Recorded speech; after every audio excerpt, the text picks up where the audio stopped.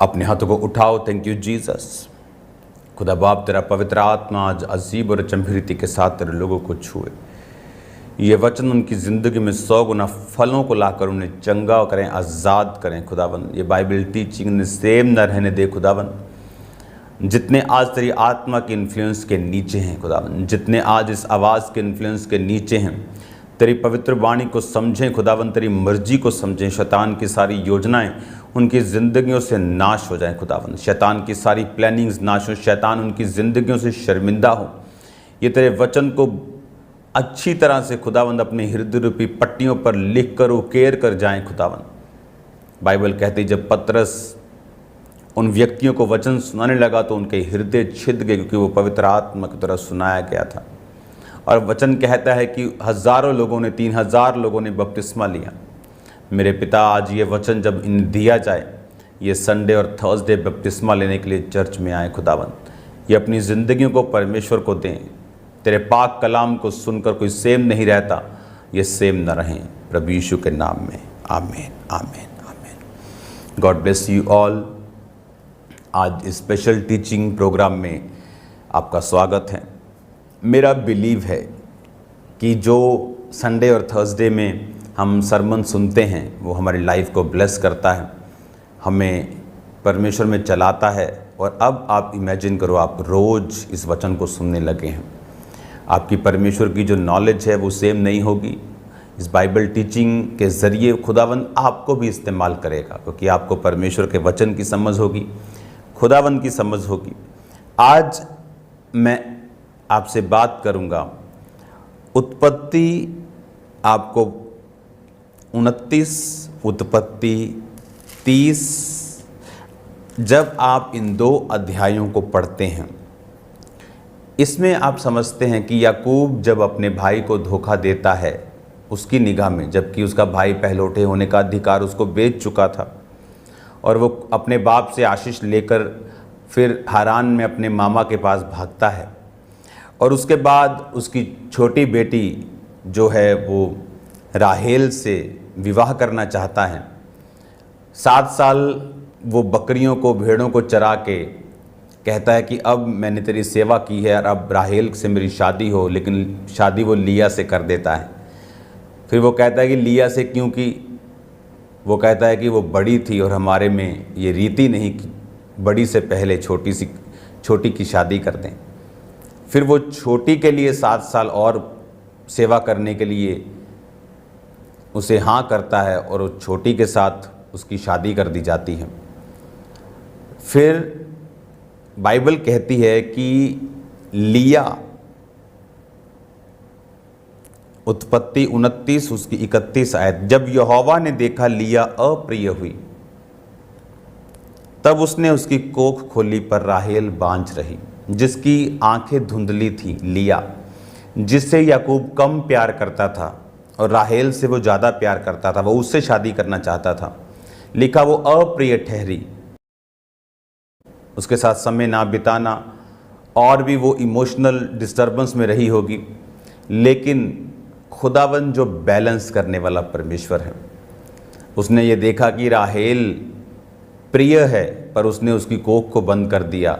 लिया अप्रिय है तो उसने उसकी लाइफ को बैलेंस करने के लिए उसकी कोख को खोला और उसके बेटा हुआ और उसका नाम रूबेन रखा गया।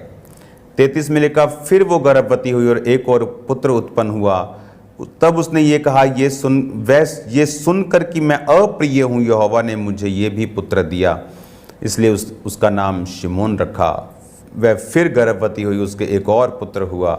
उसने कहा, अब की बार मेरा पति मुझसे मिल जाएगा, क्योंकि उससे मुझे 3 पुत्र पैदा हुए हैं, इसलिए उसका नाम उसने लेवी रखा।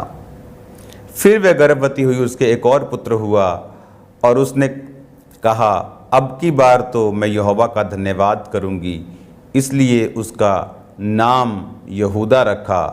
तब उसकी कोख बंद हो गई। 4 पुत्र उसके उत्पन्न हुए। उसके बाद 30 बाब की पहली आयत में लिखा, जब राहेल ने देखा याकूब के लिए मुझसे कोई संतान उत्पन्न नहीं होती, तब वह अपनी बहन से डाह करने लगी और याकूब से कहा, मुझे भी संतान दे, नहीं तो मैं मर जाऊंगी। तब याकूब ने राहेल से क्रोधित होकर कहा, क्या मैं परमेश्वर हूँ? तेरी कोख तो उसी ने बंद करके रखी है। राहेल ने कहा, अच्छा, मेरी दासी बिल्हा हाजिर है, उसी के पास जा, वह मेरे घुटनों पर जनेगी और उसके द्वारा मेरा भी घर बसेगा। तब उसने अपनी दासी बिल्हा को दिया और वह उसकी पत्नी हो, और याकूब उसके पास गया और बिल्हा गर्भवती हुई और याकूब से उसके एक पुत्र उत्पन्न हुआ। तब राहेल ने कहा, परमेश्वर ने मेरा न्याय चुकाया और मुझे मेरी सुनकर एक पुत्र दिया और उसका नाम दान रखा। राहेल की दासी बिल्हा फिर गर्भवती हुई और याकूब से उसे एक और पुत्र उत्पन्न हुआ। राहेल ने कहा, मैंने अपनी बहन के साथ बड़े दल से लिपटकर मल्ल युद्ध किया और जीत गई, अतः उसने उसका नाम नप्ताली रखा। अगर आप ध्यान से बाइबल को पढ़ेंगे तो आपको एक पाप और एक गुनाह नजर आएगा जो परमेश्वर ने जिससे नफरत की है। एक बार एक पास्टर को एक व्यक्ति मिला,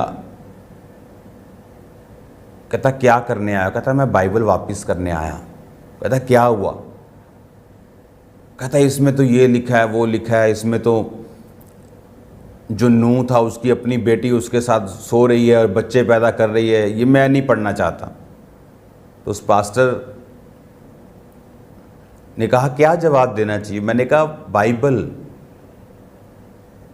एक बुक ऑफ फैक्ट्स भी है कि जो रियल फैक्ट्स हैं उन्हें उन्हीं तरह लिखा गया है जिस तरह वो हुए थे।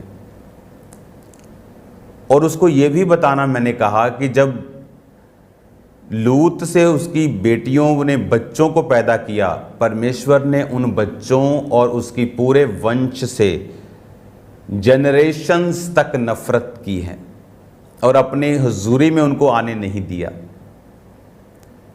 इससे ये मालूम होता है कि लूत अब्राहम के अगर साथ रहता तो उसकी जो लड़कियां थी वो इतनी मोरली करप्ट ना होती, इतनी गिरी हुई ना होती।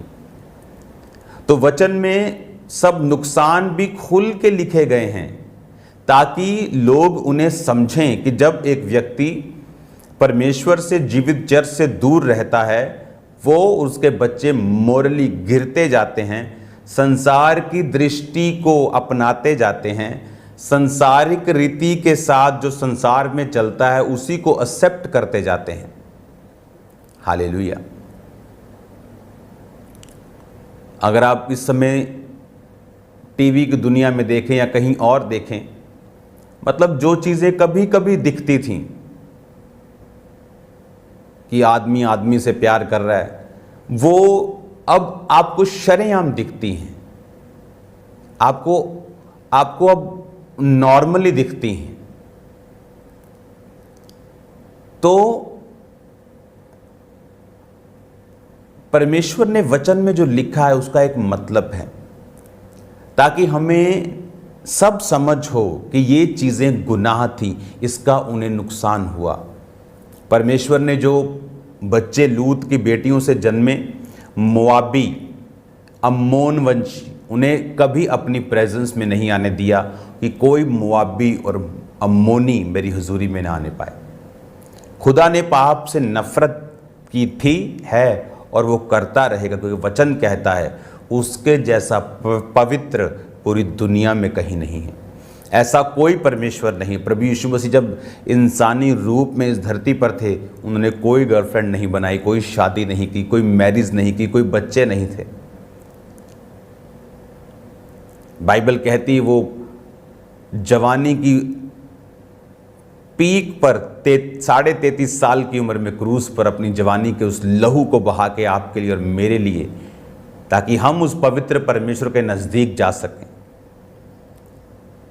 हालेलुया। यहोवा परमेश्वर के दूत जो कहते हैं पवित्र पवित्र पवित्र सेनाओं का यहोवा, वो प्रेमी प्रेमी क्यों नहीं कहते? क्योंकि पवित्रता ही परमेश्वर का एक गुण है, वो खुद परमेश्वर है, पवित्रता ही। और इस वचन से हमें क्या समझ आती है? आप जानते हैं इस दुनिया में सबसे पहला गुनाह कौन सा था? आप बोलेंगे अनाज्ञाकारिता, आदम और हवा ने वो फल खाया, ये नहीं था। इस दुनिया में सबसे बड़ा गुनाह और पहला गुनाह रेबिलियन था, रेबिलियस होना, उपद्रवी होना, विरोधी हो जाना, जो कि शैतान ने, लूसीफर ने प्रभु यहोवा के खिलाफ किया था। वो विद्रोही हो गया था और वचन कहता है, उसने कहा कि मैं प्रभु से भी ऊंचा सिंहासन बनाऊंगा, मैं आराधना ना करूंगा तो कौन करेगा। ये इस सृष्टि का सबसे पहला और सबसे भारी गुनाह था। आज अगर आप वचन में देखेंगे तो कौन सा ऐसा पाप है जो सबसे बड़ा है? आप बोलेंगे व्यभिचार, चोरी, हत्या, लेकिन जो उपद्रव है, जो विद्रोही होना है, ये भी सबसे बड़े पापों में से एक पाप है। आप अगर ध्यान से बाइबल को पढ़ेंगे तो आप देखेंगे कि जब राहेल के बच्चा नहीं हुआ, उसने अपनी दासी को उसे दिया। पुराने नियम में एक से ज़्यादा शादियां जो थी वो अलाउड थी। अभी तक कोई वचन नहीं था, अभी तक कोई हुक्म नहीं था परमेश्वर का। लेकिन अब नए नियम में परमेश्वर कहता है कि परमेश्वर ने नर और नारी को बनाया, वो तलाक ना लें, वो एक मन रहें, एक पत्नी हो। अब नए नियम में अलग है, लेकिन पुराने नियम में ऐसा नहीं था। अगर आप देखें तो जब अब्राहम को सारा ने अपनी दासी दी थी तो सारा ने उस दासी और उसके पुत्र को निकाल दिया था। लेकिन राहेल ने भी अपनी दासी दी और लिया ने भी अपनी दासी दी, और दो दो बेटे उनसे भी हुए। और इज़राइल के 12 गोत्रों में वो चारों शामिल हैं। लिया के 6 बेटे, राहेल के 2 बेटे, 6 2 8। राहेल की जो दासी थी उसके भी 2 हैं, और जिसका नाम है बिल्हा।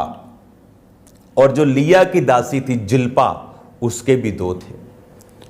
आपने ये नोटिस किया होगा कि इश्माइल जो है, जो कि सारा की दासी हाजिरा का बेटा था, जो अब्राहम से हुआ था, वो वंशों में शामिल नहीं हुआ, वो ब्लड लाइन में शामिल नहीं हुआ, वो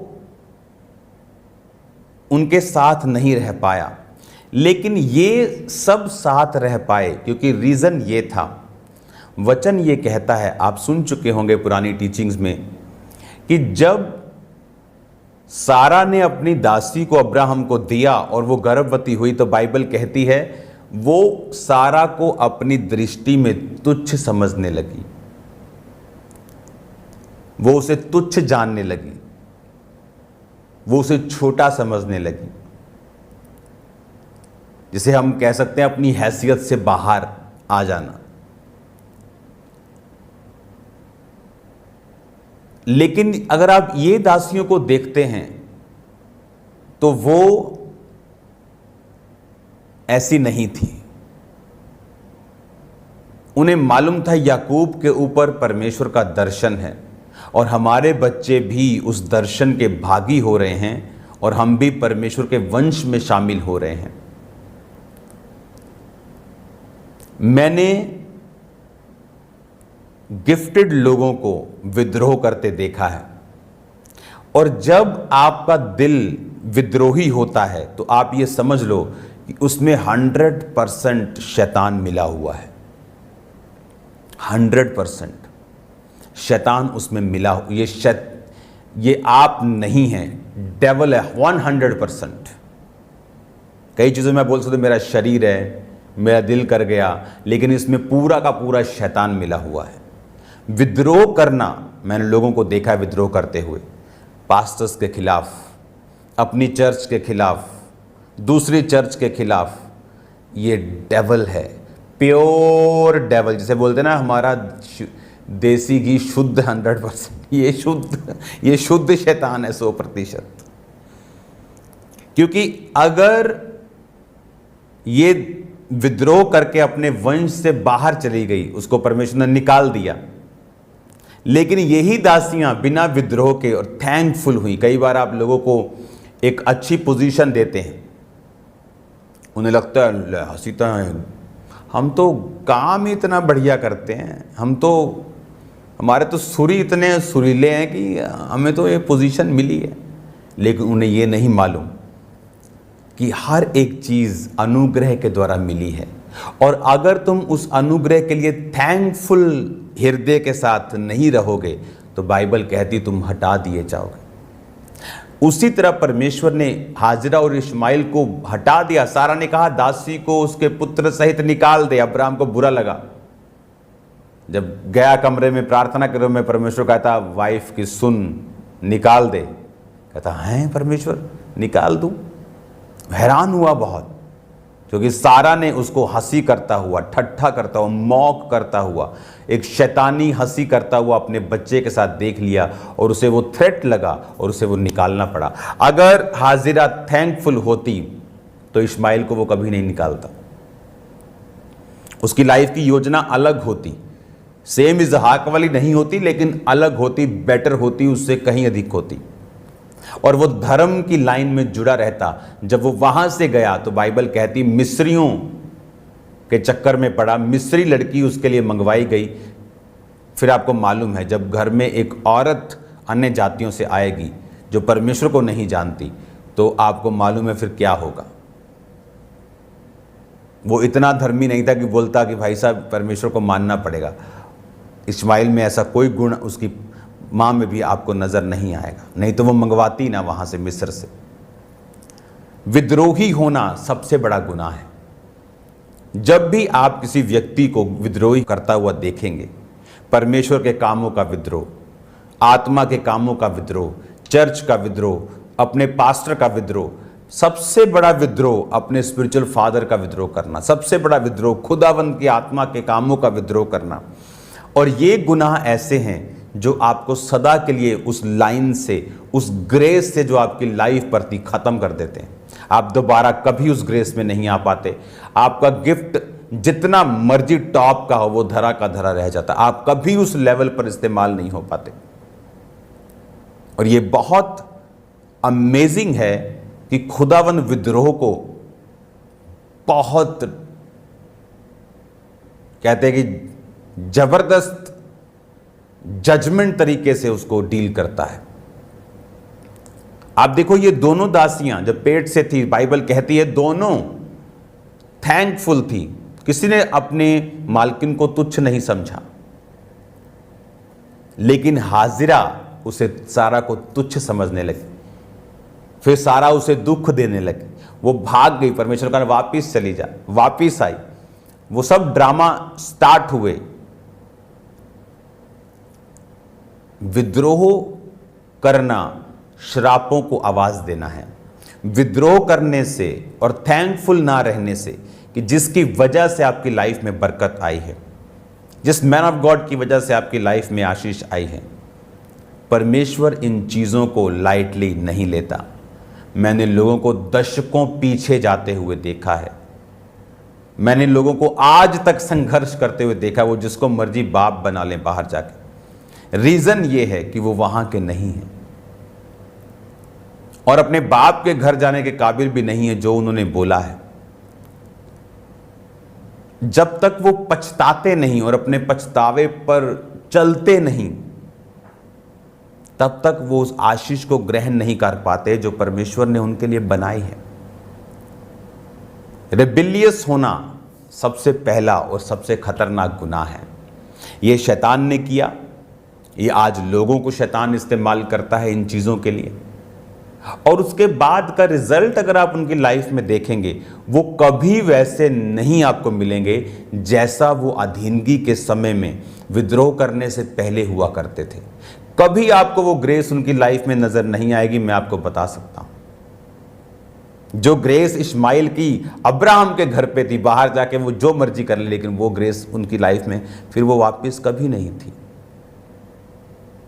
हालेलुया। इसीलिए थैंकफुल हार्ट रखना, नम्र होना, मैंने बहुत से लोगों को अपनी चर्चेस से जाते हुए देखा है। अफ्रीकन लोगों को कई चीज़ों में बहुत समझ है। वो कभी, अगर उनको परमेश्वर ने विज़न दिया है कहीं कुछ काम करने का, वो अपनी चर्च की खिलाफत करके कभी नहीं जाते। वो अपने दर्शन पे चलते हैं। मैं भी किसी से निकला हूँ, लेकिन मैंने कभी भी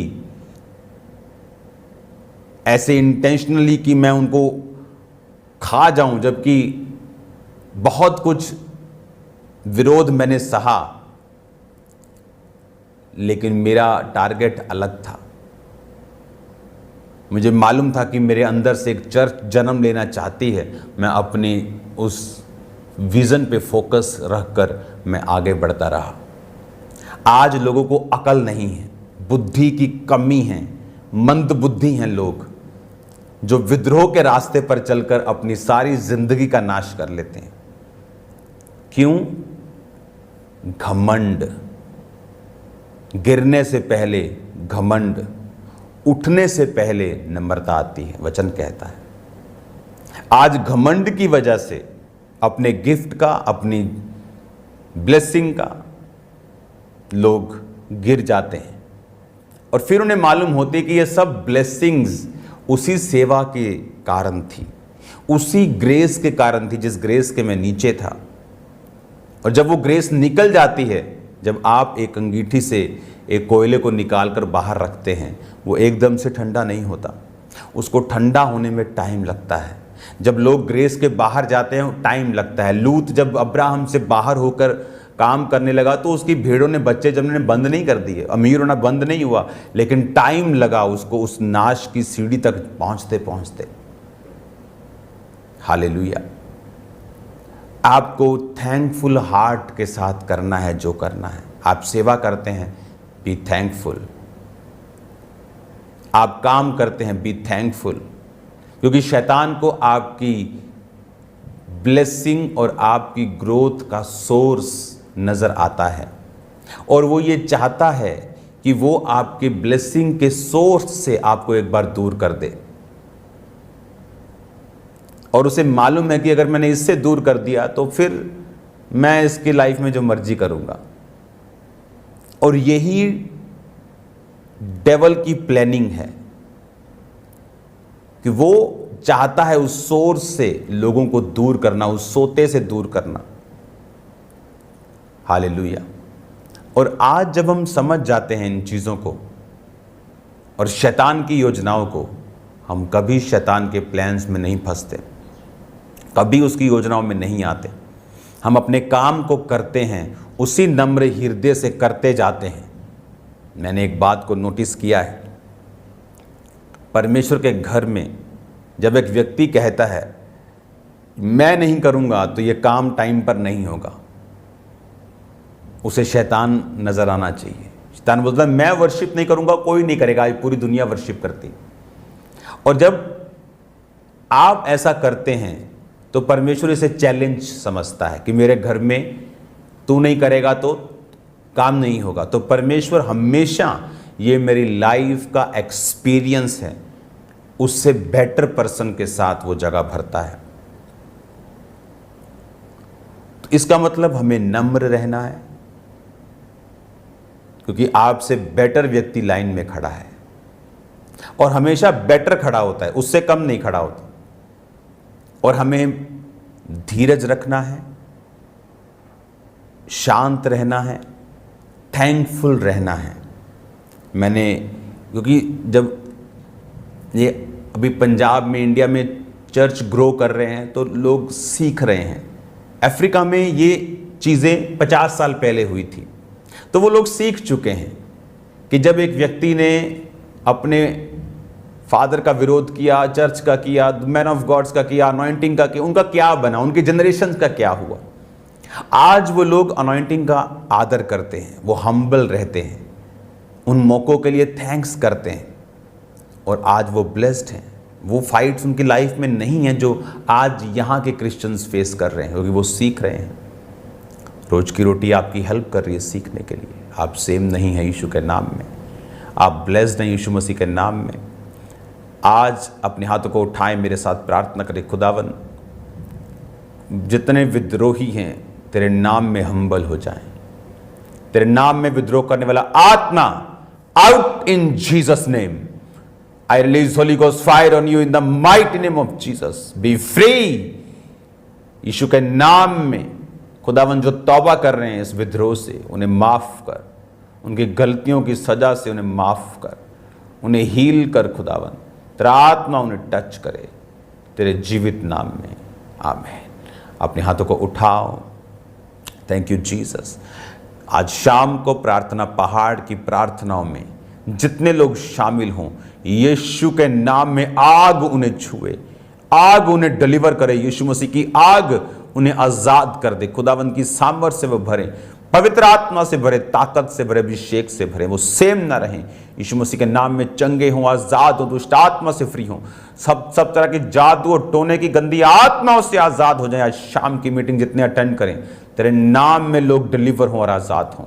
प्रभु यीशु मसीह के सामर्थी नाम में हम मांगते हैं, आमीन, आमीन। God bless you all. Sunday meeting के लिए आप इनवाइटेड हैं। संडे खुदावंद का आत्मा आपको टच करेगा और हील करेगा। टाइम पर चर्च आना, आगे बैठना है तो जल्दी आना, ताकि आप खुदावंद के वचनों को सीख सकें, समझ सकें, प्रेयर्स को अटेंड कर सकें। आप सेम नहीं हैं यीशु मसीह के नाम में। संडे चर्च बीमारों को लेके आना, खुदावंद का आत्मा उन्हें हील करेगा और डिलीवर करेगा। God bless you all. आप सब ने बरकत पाई है, मेरा विश्वास है। आप वचनों को समझ रहे हैं, मेरा विश्वास है। जल्दी मिलेंगे खुदावंद की प्रेजेंस में शाम को, फिर संडे मीटिंग, उसके बाद रोज़ की रोटी जो रोज़ होती है। God bless you all.